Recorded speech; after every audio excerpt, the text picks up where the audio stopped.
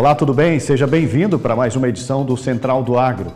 Aqui a gente apresenta e discute os assuntos que mais interessam ao agronegócio brasileiro. Então vem comigo que a partir de agora você confere esses e outros assuntos. Tecnologia no campo, as vantagens do uso de drones na agricultura de precisão.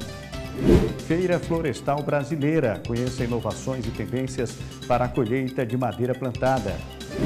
A moagem de cana-de-açúcar no Centro-Sul bate recorde histórico e se aproxima de 53 milhões de toneladas. E as informações do boletim da previsão do tempo com Amanda Souza, da Exuender Meteorologia.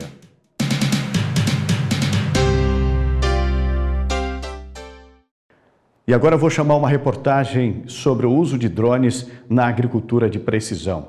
Produtores rurais que já utilizaram essa tecnologia garantem que o drone oferece mais eficiência, precisão, economia e sustentabilidade no campo. Agilidade, economia e eficiência. O drone decolou na agricultura de precisão. Hoje o drone na parte de pulverização, uma das coisas que ele mais se valoriza a sua aplicação é a economia da água, a eficiência da aplicação do produto no alvo certo. Então o drone, vamos dizer assim, se você tiver um produto que você vai aplicar com um trator de arrasto 10 litros de produto químico para 2.000 litros de água, no drone você está aplicando 10 litros do mesmo produto, só que com apenas de 2 a 5 litros de água. Então a planta realmente recebe o produto químico que o agrônomo receitou. O drone ganha cada vez mais espaço na agricultura. Produtores de cana-de-açúcar, soja, milho, sorgo e outras lavouras estão utilizando essa tecnologia. Como o drone ele aplica o produto químico no alvo, ele sempre vai fazer o produtor gastar menos produto. E também ele vai economizar na parte do trator, o óleo diesel, o drone requer menos mão de obra. Então, conforme a cultura onde o drone vai ser usado, ela já chegou, em alguns estudos, até 50% de economia financeira para o produtor. Mas isso está variando de cultura a cultura e a aplicação. A média aí é de 10 minutos por voo, porque a bateria ela tem uma autonomia mínima de 10 minutos, aí depende das condições climáticas. Se é com um pouco de vento ou se é muito vento, aí a autonomia baixa um pouco. Qualquer tipo de lavoura a gente está conseguindo fazer o uso do drone. Até por ter essa questão do mapeamento prévio, a gente consegue se adequar a qualquer tipo de relevo e cultura. Existem vários modelos de drones para a agricultura no mercado, com tecnologia que facilita a vida do produtor, podendo melhorar a produtividade. O equipamento é programado por mapeamento de voo por GPS. As manobras são executadas automaticamente. A gente vem para o campo com um drone menor, específico de mapeamento, né? Faz um mapeamento prévio da localidade que vai ser feita a pulverização. Aí a gente joga essas imagens, a gente joga e trabalha ela num aplicativo específico da própria empresa, da DJI. E aí assim a gente consegue fazer o plano de voo em cima desse mapeamento das fotos do drone menor, para ficar mais exato e assim a pulverização sair com maior qualidade. A pulverização com drones é mais segura para o meio ambiente e também para os operadores do que outros métodos de pulverização. O piloto não precisa ficar perto do equipamento durante o voo. Ele é guiado sempre por satélite e depois que feito esse plano de voo, ele é feito de totalmente autônomo. Ele faz a decolagem, a operação e o pouso também sempre de forma autônoma. Depois desse mapa é carregado no próprio drone e ele sai para a aplicação e a margem de acerto dele é de 3 centímetros no alvo. O drone consegue fazer 2 hectares a cada 10 minutos, porque ele vai, aplica o produto, mas a sua bateria tem essa autonomia de mais ou menos uns 2 hectares. Então, se você fizer por 2 hectares a 10 minutos, você vê quanto a gente consegue trabalhar por dia usando apenas 2 pessoas. A agricultura de precisão pode ser uma forma de melhorar a produtividade com mais eficiência e economia. Tem pesquisas já sendo feitas da seguinte maneira, para te exemplificar. Um trator de arrasto, ele chega na eficiência do produto na planta de 65%. Um avião pulverizador consegue atingir 85%. O drone, a margem dele de acerto do produto químico, vamos dizer assim, um veneno na planta, chega a 98% já em pesquisa. Mas o uso de drone na agricultura exige conhecimento técnico. Os operadores desses equipamentos devem ser registrados em órgão regulador e passar por curso de qualificação. Primeiramente você tem que gostar muito dessa área, né? Que é uma área bem tecnológica, tem que se adaptar bem à tecnologia. E para o drone na agricultura você tem que fazer um curso prévio que chama CAAR, que ele dá uma habilitação para você conseguir fazer o uso dos drones pulverizadores. A gente tem bastante variáveis que impedem o voo aí, para ter uma qualidade maior no voo. A umidade relativa, né? Aí você tem que trabalhar dependendo da cultura aí, no mínimo 50%. Tem a questão do vento, que também de 3 a 10 km por hora é o recomendado, né? Para fazer a aplicação.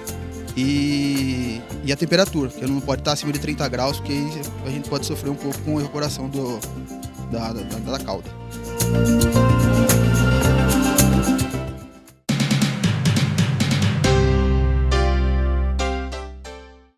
E agora a gente fala de cana-de-açúcar aqui no Central do Agro, porque de acordo com o último levantamento, a moagem dessa cultura na região Centro-Sul teve um crescimento na segunda quinzena de julho de 7,8% se a gente fizer uma comparação com o mesmo período do ciclo passado. A moagem de cana-de-açúcar na segunda quinzena de julho registrou crescimento de 7,8% na comparação com o mesmo período do ciclo passado. Foram processadas 52,96 milhões de toneladas, o maior montante da série histórica quinzenal, contra 49,12 milhões. No acumulado da safra 2023-24, a moagem atingiu 311,32 milhões, ante 283,68 milhões de toneladas registradas no mesmo período no ciclo 22-23, avanço de 9,74%. Na segunda quinzena de julho, permanecem em operação 260 unidades produtoras na região Centro-Sul, sendo 243 unidades com processamento de cana, 7 empresas que fabricam etanol a partir do milho e 9 usinas flex. No mesmo período, na safra 22-23, havia 259 unidades produtoras em atividade. E o Central do Agro faz o seu primeiro intervalo. Na volta, nós temos uma reportagem sobre a Expo Forest 2023, que aconteceu em Guatapará. As tendências, novidades, tecnologias, daqui a pouquinho.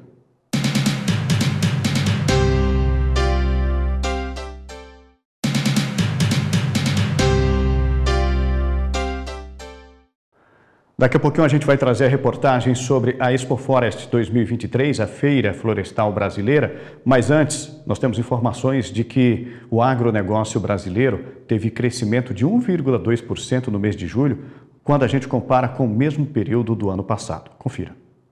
Os produtos do agronegócio brasileiro alcançaram em julho o valor recorde de 14,43 bilhões de dólares em exportações, um crescimento de 1,2% na comparação com o mesmo mês do ano passado. Segundo a análise da Secretaria de Comércio e Relações Internacionais do Ministério da Agricultura e Pecuária, o aumento do volume exportado foi responsável pelo incremento do desempenho da balança comercial, puxados principalmente pelo complexo soja, carnes de frango e suína, celulose e algodão. No geral, os preços médios de exportação dos produtos recuaram. A participação das exportações do agronegócio no total da balança comercial de julho foi de quase 50%.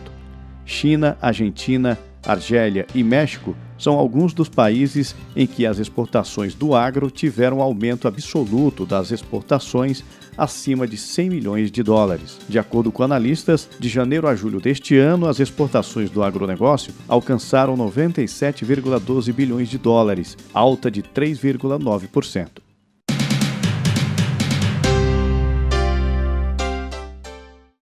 E agora nós temos uma reportagem sobre as novidades, tendências, tecnologias para o setor florestal, colheita de floresta plantada no Brasil. A Expo Forest 2023 reuniu grandes empresas de diversas regiões do Brasil e de outros países. Você confere tudo agora na reportagem. A alta tecnologia no meio da floresta de eucalipto no interior de São Paulo. Máquinas e insumos para o preparo de solo, plantio, manejo e colheita florestal em exposição em Guatapará, região de Ribeirão Preto. Um verdadeiro encontro de inovação e tendências na Expoforest, a Feira Florestal Brasileira. Hoje eu posso dizer para você que ela é a maior feira dinâmica do mundo, com certeza absoluta, né? E a maior feira florestal deste ano no mundo também, né? Nós temos hoje a base de 240 expositores. Porém, se você pensar em branches, dá acima de 400. Tem muitas empresas aqui que representam 3, 4, 5 aí, né? Então, tranquilamente é esse número aí. Mas são coisas bastante interessantes. Nós temos máquinas aqui grandes, né? E caras. E eu fiquei sabendo, por exemplo, de uma máquina que o cara chegou na primeira passada, assim, eu quero essa máquina, quanto é que custa? $1.250.000, é minha. Quando é que você me entrega a próxima? E essa máquina, inclusive, é um lançamento que eles iam levar para outras empresas para fazer teste. Vai ficar aqui, vai direto para cliente. E tem muito negócio feito aqui. Essa feira Expoforest é uma das melhores feiras que nós já participamos de madeira. Realmente é uma feira que está muito direcionada. O público é específico, um público selecionado. São pessoas que vêm realmente para fazer negócios. Então, realmente é uma das melhores feiras que a gente participou. Cerca de 35 mil visitantes e mais de 200 empresas de diversas regiões do Brasil e também de outros países. Novidades para todo o ciclo florestal, máquinas e equipamentos que melhoram a produtividade, surpreendem com a imponência e a agilidade no processo de colheita de floresta plantada. Agora, essa feira ela é baseada em tecnologia. Em 2008, quando nós começamos a fazer a feira, nós pensamos, não, a colheita de madeira já estava consolidada, o que faltava era a silvicultura, né? Então o que nós fizemos? Nós também trouxemos a silvicultura para dentro. Nós fazemos antes da feira, quando nós chamamos de Semana Florestal Brasileira, nós temos 2 eventos técnicos agora, fortes. O de colheita de madeira, que foi o 19º agora, e o 5º, o Encontro Brasileiro de Silvicultura, onde os dois, do dia 7 e dia 8, tiveram mais de 1.000 pessoas, somente como participante lá.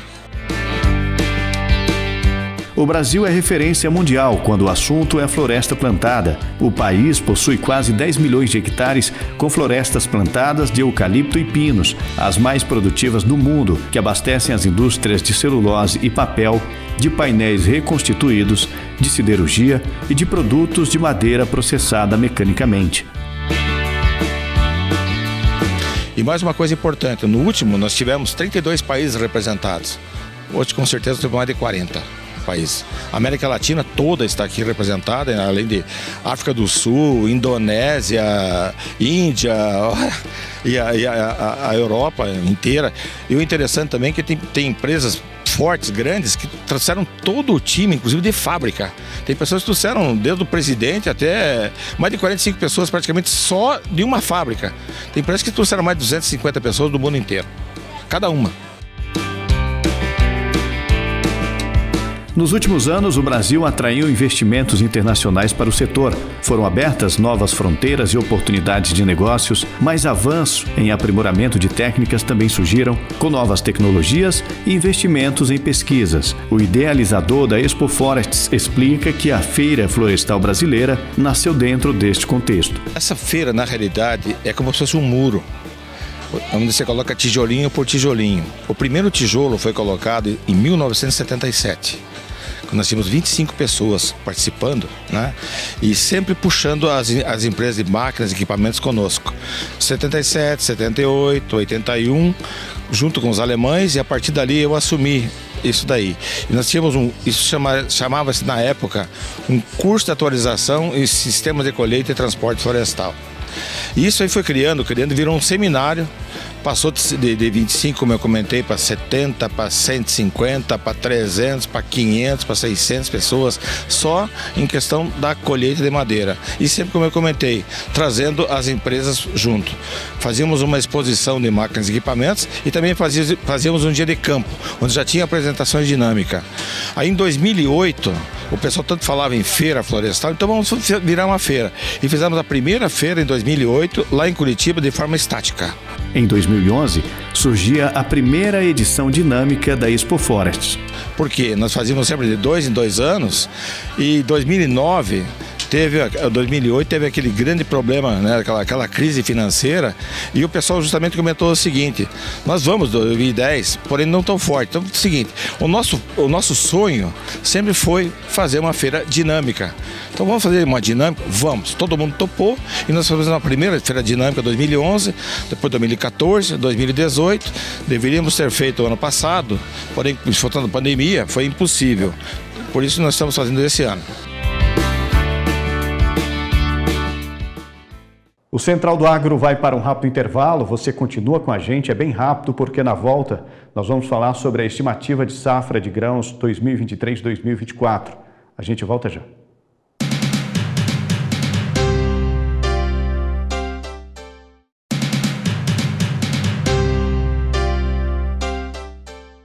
A estimativa para a produção de grãos na safra 2022-23 é de 320 milhões de toneladas. O montante, de acordo com a Companhia Nacional de Abastecimento, a CONAB, representa um aumento de 17,4% e volume de 47,4 milhões de toneladas a mais que o total colhido no ciclo passado. Segundo a CONAB, o resultado é reflexo da combinação de ganhos de área e de produtividade das lavouras. Enquanto a área apresenta alta de 5% em relação à safra 2021-22, chegando a 78,3 milhões de hectares, a produtividade média registra elevação de 11,8%, saindo de 3.656 quilos por hectare para 4.086. A colheita do milho segunda safra, segundo a companhia, segue avançando e ultrapassa 64,3% da área plantada. Se confirmado, o volume estimado para a segunda safra ultrapassa 100 milhões de toneladas, maior produção já registrada na série histórica.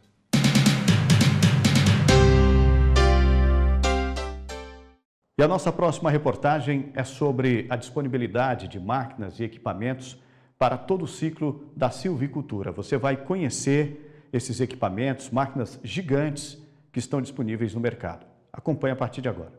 Máquinas, equipamentos, tecnologia, prontos para todo o ciclo florestal em um verdadeiro show de apresentação. Hoje a Komatsu ela é pioneira, né, nesse segmento da silvicultura.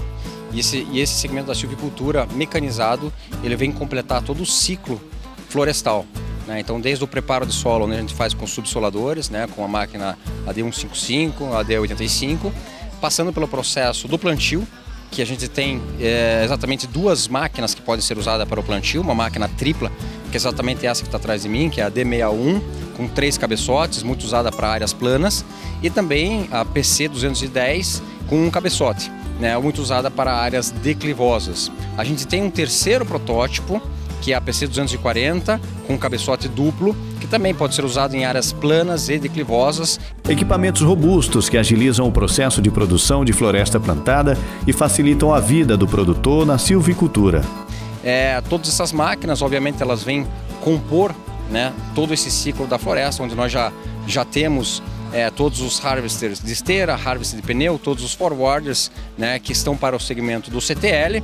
E uma outra novidade que nós estamos trazendo para a feira é o Feller Buncher, né, o Timber Pro, né, o Komatsu Timber Pro, que é uma tendência para o full tree, né, também para áreas declivosas. Mas ao mesmo tempo em que a tecnologia avança na silvicultura, com a mecanização, o setor sente a necessidade de mão de obra qualificada. A disponibilidade desse profissional ainda é um problema para o setor. Hoje, um dos desafios muito grandes na floresta é encontrar mão de obra, né, principalmente a mão de obra no plantio. Então, essa solução da mecanização, ela vem realmente automatizar, né, o processo do plantio. Então ela tem essa questão do bem-estar da comunidade, das pessoas e do ambiente climatizado, e também de aumentar a produtividade, né? Nós precisamos plantar mais florestas, nós precisamos colocar a silvicultura nesse processo da mecanização também. Então precisamos plantar mais do que nós estamos colhendo, precisamos garantir o futuro da floresta. Então, por uma questão sustentável, seja do lado social, seja do lado de pessoas, mas também para o lado de preservar, né, o negócio para o nosso planeta. Para contratar profissional com as qualificações técnicas para operar essas gigantes, a empresa lançou um programa de treinamento de mão de obra. O Komatsu School é um programa de capacitação, de treinamento, que ele vem com duas vieses. Desenvolver comunidades locais onde a Komatsu está inserida, né, pessoas que podem ser potencializadas e capacitadas para entrar no segmento florestal, seja como mecânicos e seja como operadores, né? E isso vem desenvolver também essa dor de cabeça que é hoje no setor, que é encontrar a mão de obra, né? Então a mão de obra é escassa, é difícil de ser encontrada. Então o Komatsu School ele vem para isso, ele vem para preparar jovens, para capacitar jovens ou pessoas interessadas em trabalhar no setor florestal, seja como mecânico ou seja como operação. Então é um projeto que ele está nascendo aqui e nós já temos vários clientes muito interessados, mas que vêm realmente resolver problemas, né? E permitir que a produtividade seja ainda maior dentro de cada cliente nosso.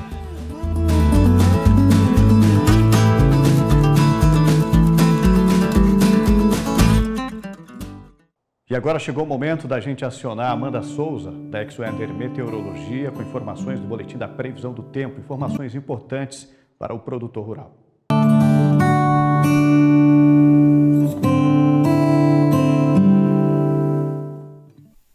Olá, Chico. Olá a todos que nos acompanham.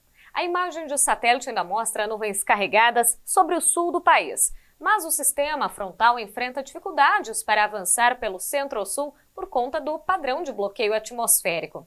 No decorrer desses próximos dias, não há praticamente nenhuma chuva prevista para o interior de São Paulo. A chuva ainda deve ser bastante costeira. A frente fria chega ao estado de São Paulo e logo é empurrada para o oceano. Então, no decorrer desses próximos dias, até 19 de agosto, não há condição ainda de manutenção da água disponível no solo. Durante o segundo período, de 20 a 26 de agosto, o cenário ainda é de seca sobre o estado de São Paulo. As áreas produtoras que estão no período de colheita serão beneficiadas com esse tempo firme, mas o produtor precisa ficar atento aos baixos índices de água no solo e às altas temperaturas também, que inclusive favorecem o aumento das queimadas. Falando dessas temperaturas, primeiro nesses próximos dias, de 13 a 19 de agosto, temperaturas mais elevadas no centro e no oeste do estado de São Paulo, enquanto que na faixa leste a temperatura vai cair um pouquinho por conta da passagem da frente fria, mas onde não chove. E o predomínio continua sendo de céu claro, ensolarado, a temperatura ainda segue bastante elevada, máximas que ainda passam facilmente dos 30 graus em pleno mês de agosto. E é durante o segundo período, entre 20 e 26 de agosto, que esse calor ganha ainda mais intensidade sobre o estado de São Paulo. O produtor precisa ficar atento porque essas altas temperaturas, passando facilmente até dos 33 graus, podem provocar até mesmo prejuízos nas lavouras, principalmente na laranja. Modifica até mesmo a acidez desses produtos. Agora, com relação à temperatura na cidade de Franca, notamos nesse gráfico dos próximos 30 dias que a máxima ainda deve passar facilmente dos 30 até dos 32 graus no decorrer dessas próximas semanas. Ou seja, o tempo mais seco ainda deve continuar e o calorão também. Agora, falando de forma um pouquinho mais estendida, notamos também na cidade de Franca que, por enquanto, não deve chover. Inclusive, até a primeira metade do mês de setembro, a manutenção do tempo mais seco deve ser feita e, com isso, o calorão também. Essa chuva começa a acontecer na cidade de Franca durante a segunda metade do mês de setembro e depois se torna mais expressiva, mais recorrente também com a chegada da primavera. De modo geral, cerca de 240 milímetros podem ser registrados na cidade. Ok, Amanda, muito obrigado pelas informações. E agora a gente mudou de assunto porque nós vamos falar da produção de leite no Brasil. Há um cenário preocupante nesse ano de 2023 e você confere a partir de agora todos os detalhes. O setor de produção de leite no Brasil apresenta em 2023 um cenário preocupante com saída de produtores, especialmente médios e pequenos, e a redução do rebanho. Essa constatação foi feita pela pesquisadora Rosana de Oliveira e Silva, do Instituto de Economia Agrícola da Agência Paulista de Tecnologia dos Agronegócios, órgão ligado à Secretaria de Agricultura e Abastecimento do Governo do Estado de São Paulo. Segundo a pesquisadora, o abandono da atividade e a concentração da produção, que até então ocorria basicamente na agricultura familiar, é um fator que vem crescendo no Brasil. Ela conta que é uma tendência mundial, que funciona como uma estratégia que busca maior eficiência, com necessidade de escala para reduzir custos e ter rentabilidade maior. Ainda há sinais que a concentração da atividade ocorre na propriedade com maior escala e redução de rebanho, segundo a Embrapa. Atualmente, 2% dos estabelecimentos produzem 30% do leite do país. Chegamos ao final do Central do Agro. Muito obrigado pela sua companhia, um abraço para você e até o próximo programa. Tchau!